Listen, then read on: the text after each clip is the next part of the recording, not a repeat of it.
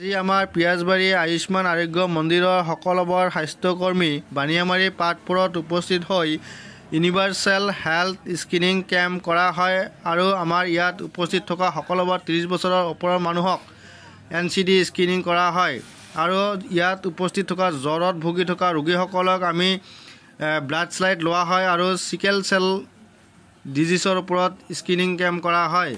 ধন্যবাদ। সমৃদ্ধি ৰাষ্ট্ৰীয় স্বাস্থ্য অভিযান অসমৰ দ্বাৰা জনহিতাৰ্থে প্ৰচাৰিত।